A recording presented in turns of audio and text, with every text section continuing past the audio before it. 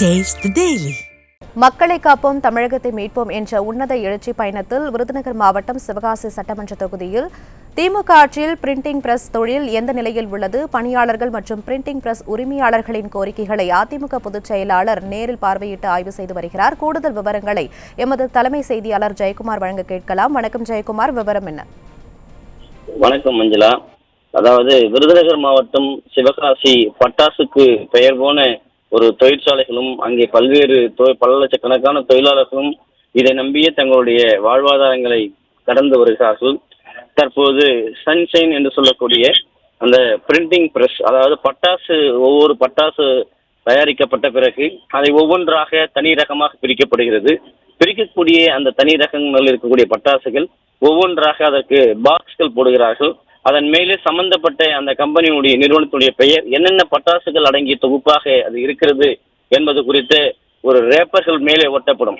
அப்படி ஒட்டப்படக்கூடிய ரேப்பர்கள் அந்த பட்டாசுகள் அடுக்கக்கூடிய அந்த பாக்ஸ், இவை அனைத்துமே இந்த பிரிண்டிங் ப்ரோசஸ் மூலமாகத்தான் உற்பத்தி செய்யப்படுகிறது.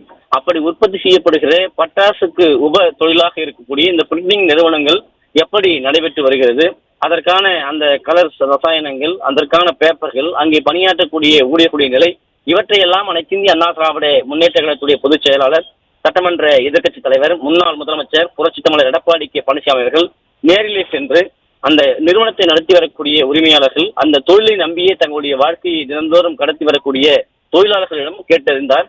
நேரடியாக அது எப்படி அச்சிடப்படுகிறது, என்ன மாதிரியான பாதுகாப்பு அம்சங்கள் அதில் இருக்கிறது, குறிப்பாக இந்த மக்களுக்கு, இந்த தொழிலை நம்பி இருக்கக்கூடியவர்களுக்கு அரசு உதவிகள் என்னென்ன தேவைப்படுகிறது, அதே நேரத்தில் இந்த மக்களுடைய உயிர் பாதுகாப்பு, இந்த மக்களுக்கு செய்ய வேண்டிய அடிப்படை கட்டமைப்புகள், இவற்றையெல்லாம் இன்றைக்கு ஆராய்ந்து அவர்களோடு கேட்டறிந்தார்.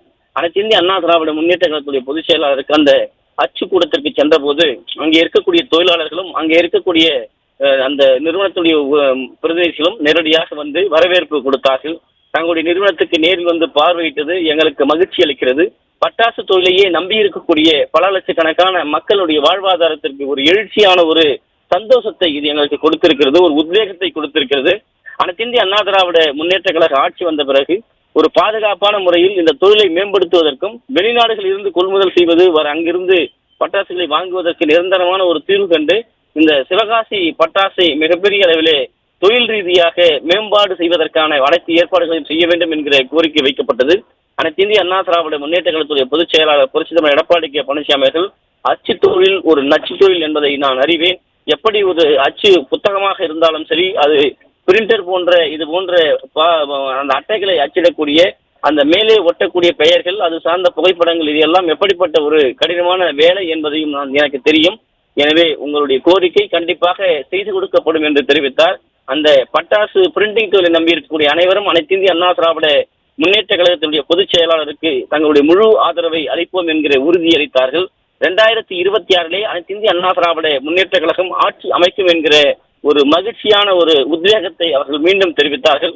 அனைத்து இந்திய அண்ணா திராவிட முன்னேற்ற கழகத்துடைய பொதுச் செயலாளர் அதை நன்றியோடு ஏற்றுக்கொண்டு தொடர்ந்து தற்போது பட்டாசு தொழில் செய்யக்கூடிய அந்த தொழிற்சாலைகளை பார்வையிடுவதற்காக நேரிலே சென்று கொண்டிருக்கிறார். அந்த தொழில் செய்யக்கூடிய தொழிலாளர்கள், பெண்கள், பொதுமக்கள், அந்த தொழில் நம்பி இருக்கக்கூடிய நிறுவனத்தை சார்ந்தவர்கள் எப்படிப்பட்ட ஒரு கடுமையான பணியை மேற்கொள்கிறார்கள், ஒரு தீமையிலே நடக்கக்கூடிய வாழ்க்கை தினந்தோறும் எப்படி அவர்கள் நகர்த்தி கொண்டிருக்கிறார்கள் என்பதை நேரிலே காண்பதற்காக, ஆய்வு செய்வதற்காக அனைத்து இந்திய அண்ணா திராவிட முன்னேற்ற கழகத்துடைய பொதுச் செயலாளர் புரட்சித் தமிழர் எடப்பாடி கே பழனிசாமி அவர்கள் அந்த தொழிற்சாலைகளை நோக்கி தற்போது பயணப்பட்டுக் கொண்டிருக்கிறார் என்பது குறிப்பிடத்தக்கது. மஞ்சளா,